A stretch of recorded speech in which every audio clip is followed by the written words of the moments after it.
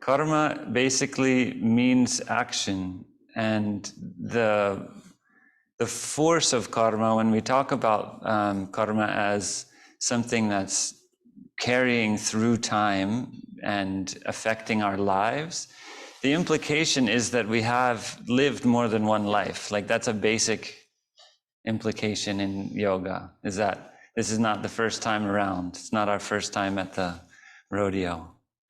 So we show up and we've got stuff that we already did. And that stuff that we already did is affecting us. It's influencing what we think about things, how we feel about things, what we believe about things, our assumptions. And a lot of it is unconscious. So we have this thing, smriti is called in yoga, this memory, right? We have a memory. You can remember things. But you don't remember, most people don't remember, maybe you do remember, when you were born.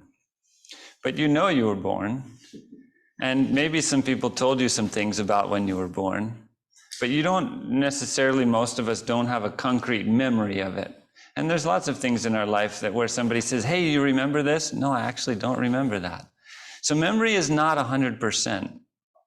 And the stuff that happened in the other lives kind of falls in the same category. Mostly, we don't remember it. And you could think of it kind of as subterranean memories. There's the kind of memory that's above ground that you can see, like a tree, you can see the branches and all that stuff. That's the memories that you can see, you can reference, you can look back. Then there's memories that you can't see, like the roots of a tree. They're underground. You know they're there, generally, but you can't see them. And they influence completely seamlessly everything that happens in this life. So this is the energy of karma, and it's a positive force. It always is carrying us towards awakening. It's like a container that's shaped in a certain way that draws us always towards self-realization. So as a part of that process, we have, well, we could say discomfort, suffering, difficulty, and we have death.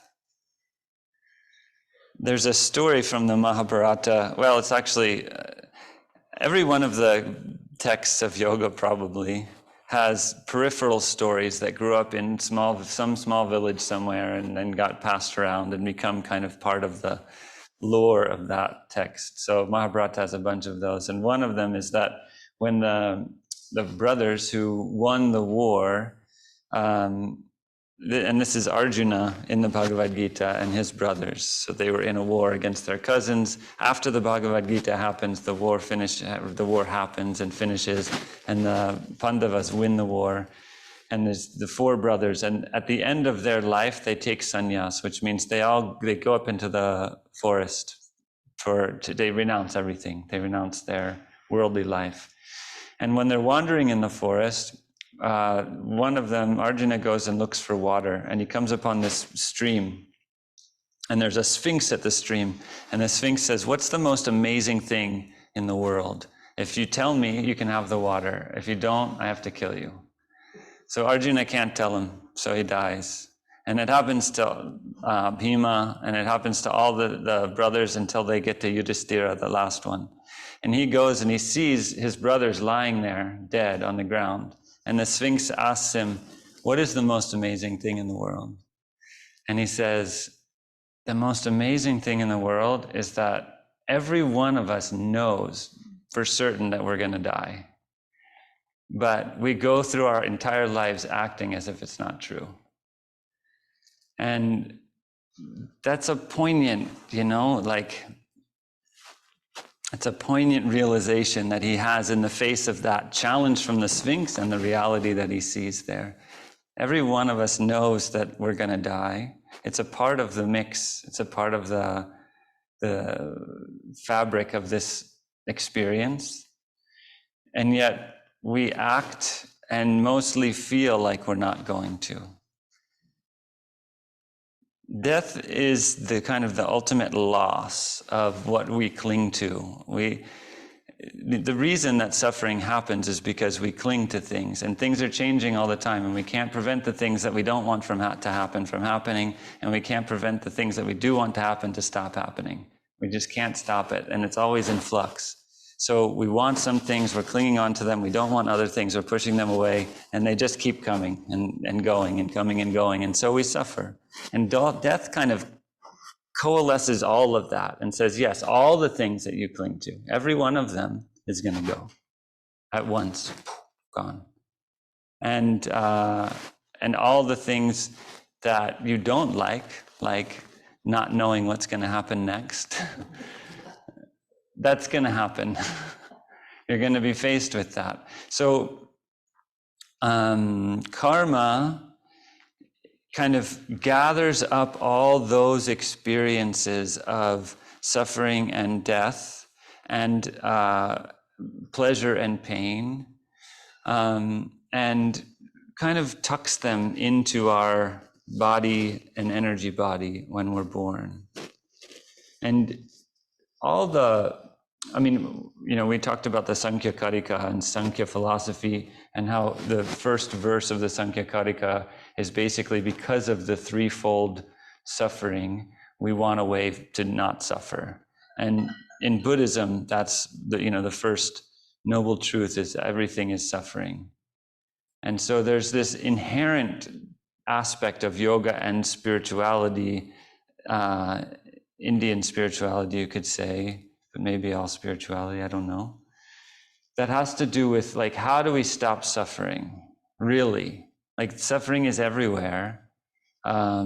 It's kind of, no matter what I try to do, no matter how strong I get, no matter how powerful I get, I still am suffering.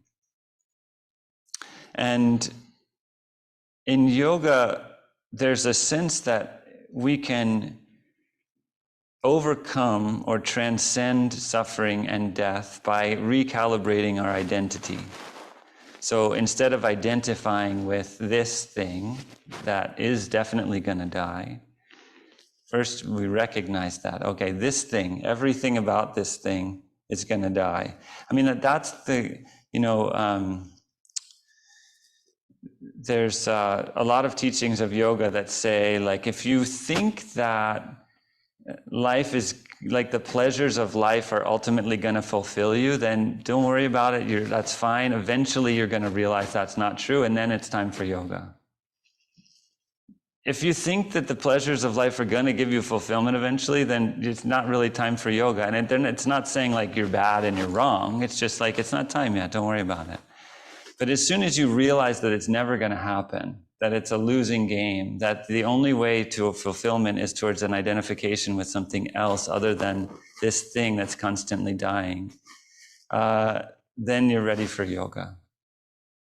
And because the thing with this shift in identity from everything that I experience myself to be to something else is that you have to embrace death. There's no way really to circumvent death in that, because the thing that is being let go of is the thing that dies. And it has to be walked right into. So in order to identify with that which is totally free, totally omniscient, immortal, the word mortal comes from the Sanskrit root mrityor. And amrita is the without, mrityur means death. So amrit is without death, deathless. In order to touch that aspect of ourselves that is deathless, we have to face that reality of death. And the path of yoga is a path of identifying, shifting identity from that which dies to that which does not die, and thus achieving immortality. Sri Aurobindo takes it a bit farther and says that that's the beginning.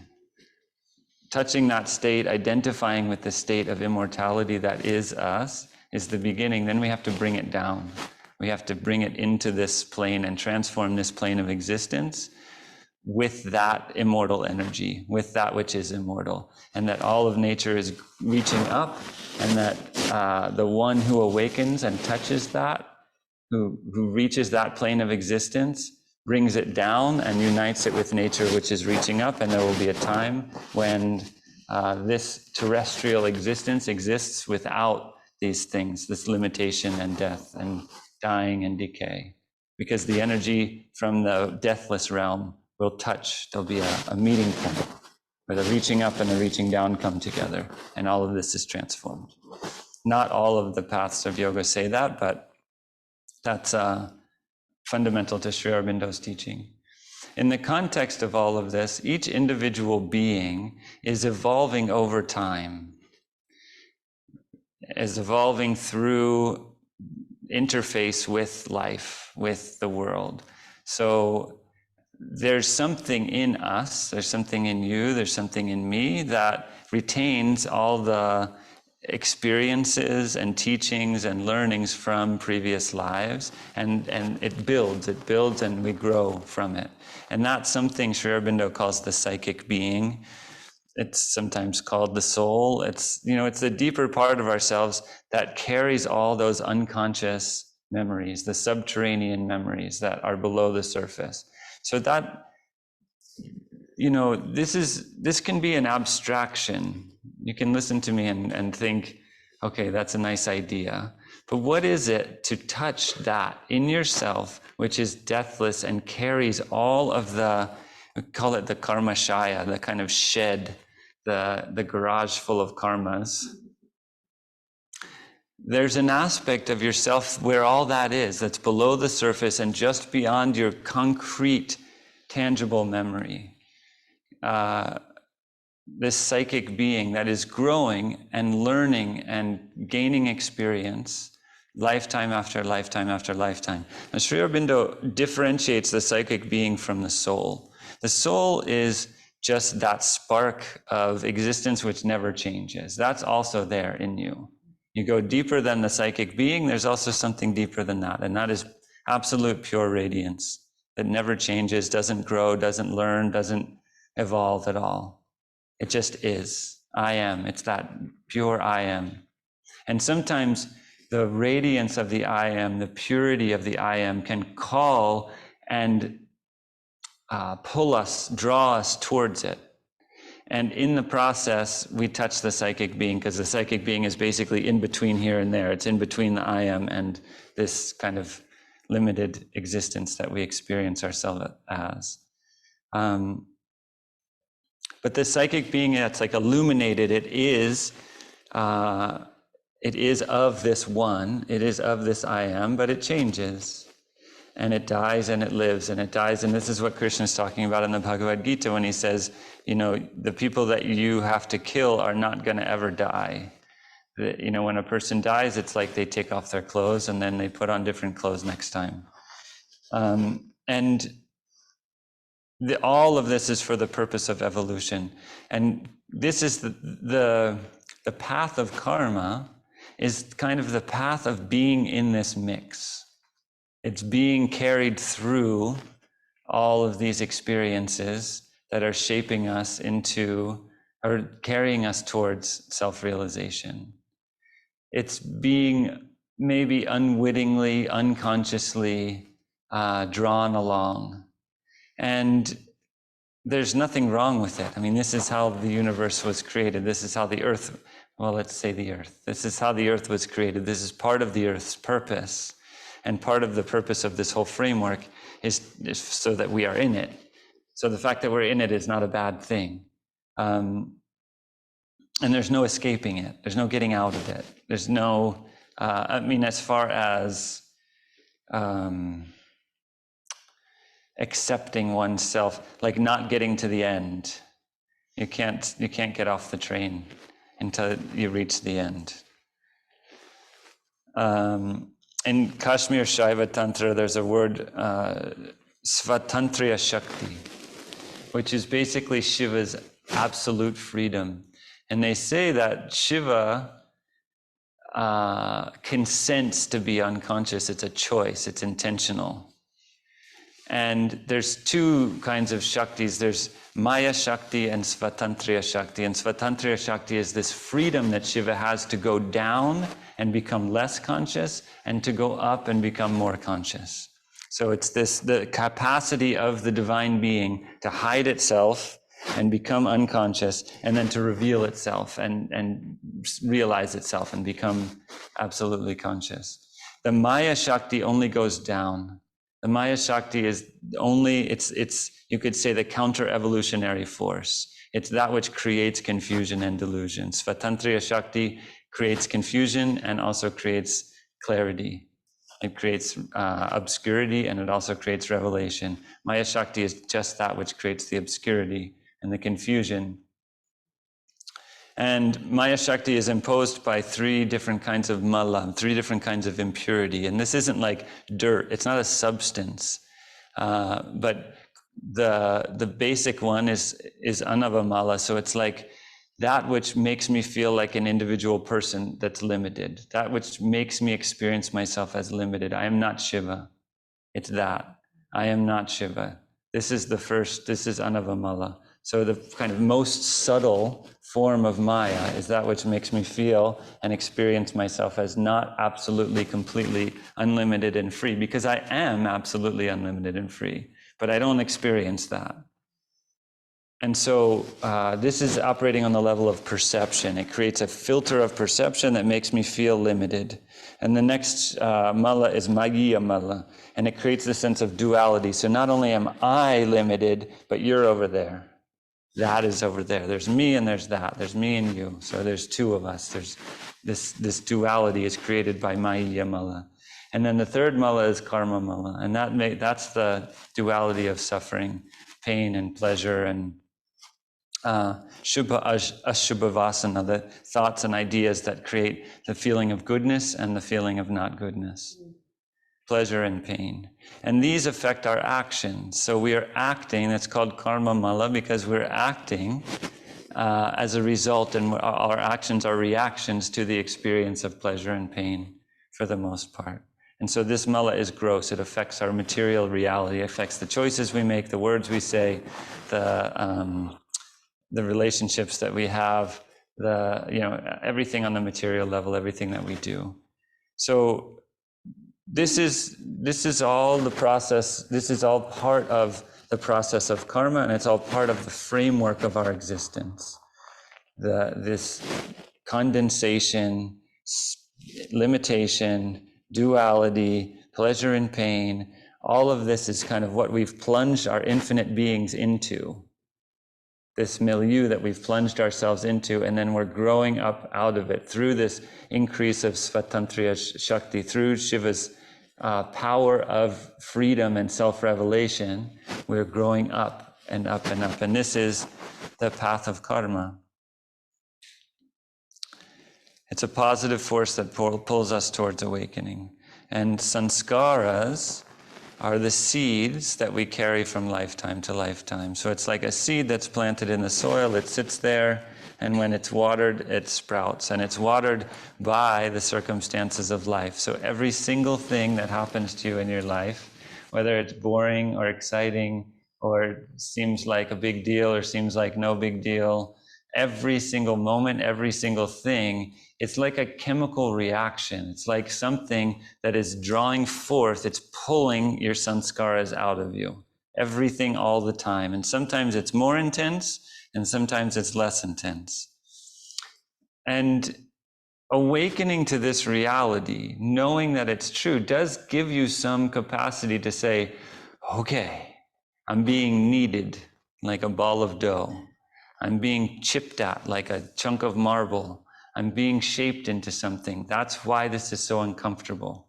That's why this difficult thing is happening. It's not really about the content. It's not really about the difficult thing that's happening. It's not about the fact that somebody yelled at me. It's not about the fact that I didn't get what I wanted. It's not about the fact that I'm in physical pain. All of these things are drawing the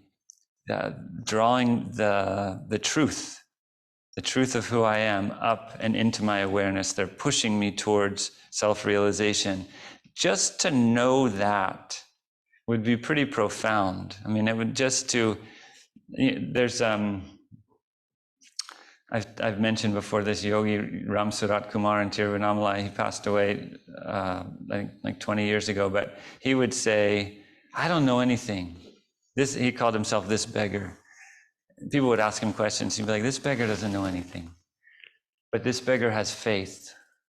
This beggar has faith in the divine. This beggar has faith in this, what I'm saying, faith in the fact that everything in the universe is drawing everyone towards self-realization all the time." So that's what faith is. That's what Shraddha is. You don't necessarily know it at a certain point. I mean, there is a point at which, in evolutionary terms, that one does know that in an embodied way. But until you know it, faith is an option. It is possible to have faith, and that faith is powerful and transformative. So this is the milieu of karma, and the alternative to karma, the path of karma, which isn't an alternative in that it shuts it off, it turns off the path of karma. Even in the Yoga Sutras, it basically says once somebody reaches a level of self-realization, what is it? I forget which text talks about it like a potter's wheel. I think maybe it's the Sankhya Karika. The wheel keeps spinning. So even when somebody wakes up, while they're still alive, the potter's wheel keeps spinning. So, or the karmas keep coming. Once the karma shaya, the shed of karma, is emptied out, then every action that is, every action that the yogi is doing is no longer creating new karma. Or I guess what it specifically says in the Yoga Sutras is the karma that is created is of the nature of awakening. That's it. So all the new karma is just pushing awakening. None of it is, it's just like self-revelatory. It's just kind of there's no old karma that's pulling back in the other direction. There's no counter pressure, no counter force. So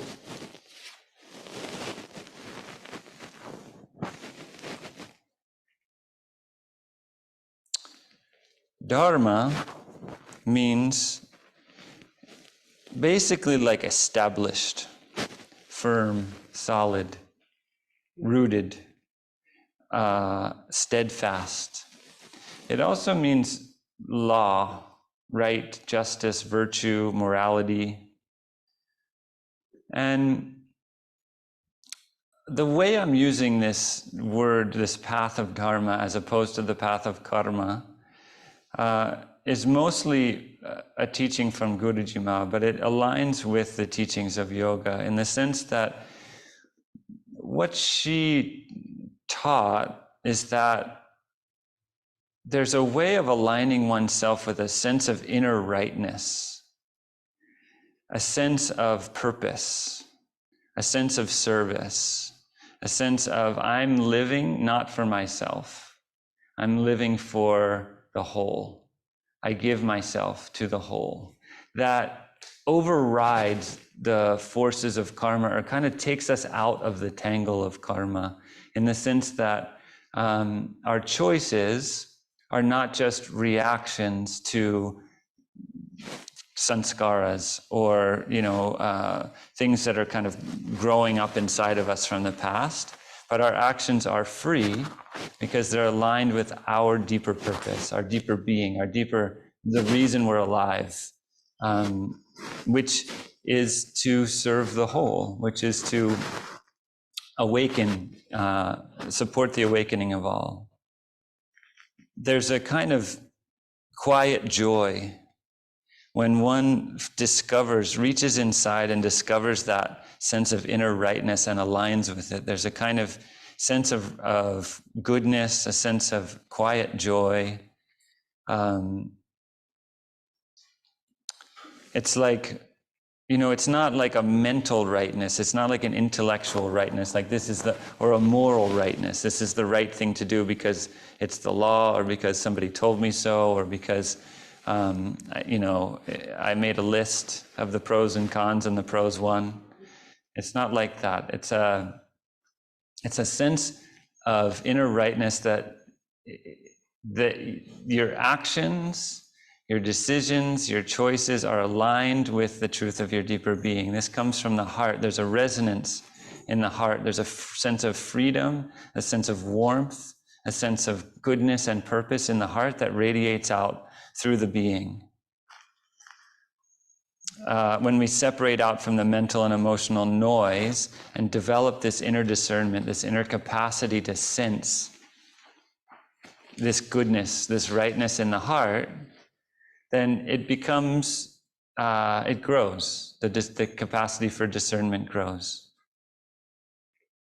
We become attuned to it. We become more able to experience it on deeper and deeper, more subtle levels. There's a sense of sufficiency that comes from this alignment with one's deeper purpose. There's a sense that everything that I need is here. The outer world is everything that I'm being given everything that I need, and my inner being contains everything that I need. So in order to move through this moment, in order to do what's right in this moment, there's nothing that I need that I don't have. There's no such thing as I need to, but I can't. And so much of our suffering comes from this sense of I need to, but I can't. I have to do this, but I can't do it. In alignment with the path of Dharma, there is no such thing as I need to, but I can't, because if you need to, then you can, and if you can't, then you don't need to. And there's a real settling into that can happen when we have a sense of sufficiency. We have a sense, I am enough, and outside of me, everything that's happening is enough, and everything that's happening is appropriate to this moment. I'm being given what I need to fulfill what is being asked of me. I'm being given I'm given what I need inside and outside in order to fulfill my purpose in this moment, in this situation. And there's a freedom in that. There's a freedom to be oneself. You know, we think of ourselves as free, but mostly what we're free to do is chase after our desires and cling to things that we like and push away things that we don't like and react to life and react to, the inner tension coming into contact with the outer tension, which is the process of karmic healing. But beyond that, there is a deeper freedom, which is the freedom to be oneself and to bring through what is our unique gift to the earth. Each one of us is born, comes into being, carrying a seed of a unique gift that is different from any other gift, any other unique gift that has ever existed in the history of the world or will ever exist. Each one of us has this as our inner imprint, and we have the capacity to align with that and to bring it through. And if we decide to do that, if we commit to do that, then that's walking on the path of Dharma. It's not like these two paths exist, like you make a choice and it's over. You don't just walk on the path of Dharma and then you never look back, happily ever after. It's a choice that needs to be made in every moment. And it's a choice that involves honesty and self-scrutiny and willingness to see when we're acting out of alignment with ourselves, which is maybe the biggest one. We want to be awake, we want to be free from suffering, and yet we're acting in ways that are keeping us asleep and that are aligning with suffering, that are bringing more suffering into our lives. It's very hard to admit when that is happening. We're very defensive about our intentions and willingness to justify, no, I'm doing the right thing. I am aligned with myself. Don't look at me. Don't look at that. Keep that where it is. The process of refining our capacity to see what's really going on in our consciousness over time requires that we are honest with ourselves and willing to say, yep, Yeah, I'm acting in a way that is not in alignment with this aspiration that I have to know myself. And then it's not like, and now I'm gonna give myself 45 lashes as punishment. Then it's like, okay, so I did that. Now what do I want to do? Maybe I still want to keep doing it. Maybe I haven't ripened yet. Maybe I need to get knocked around a little bit more before I realize that maybe I need to walk into the wall a few more times before I realize it's not a door. That's okay. It's okay, because eventually you're going to be like, you know what? It's not a door. Never was a door. That hurts. That hurts. I'm going to stop. It will happen. Humility and patience are the antidotes to our self-denial. Patience. Honoring the integrity of the sacred process of awakening. That I'm in a sacred process of awakening, and I honor the integrity of that process. I trust that process to carry me forward. I don't need to do it. I don't need to figure it out. I trust it, and it will take its time. Mostly the reason, well, not mostly, I would say partially, the reason why we don't like to see our own self-delusions is that we want to be farther along spiritually than we are. We want it to go faster. Can't I just wake up and be done with it?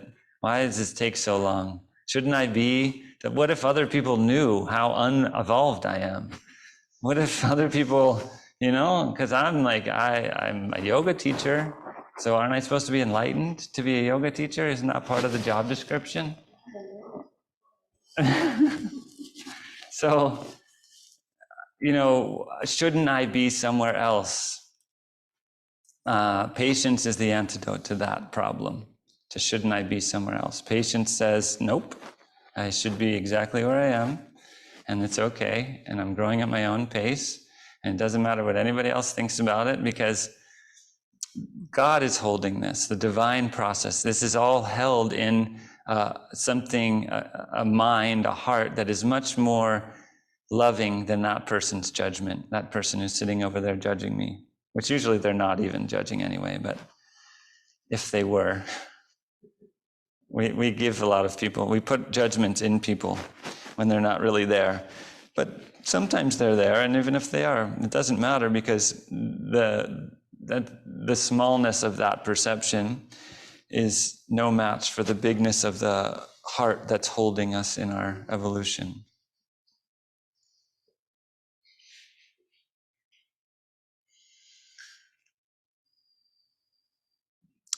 I have a quote here from Guruji Maharaj, which says, if you think you are at all times the manifested form of a spiritual consciousness that is purposefully, intentionally desiring to express through you and through your life. I'm going to say that again.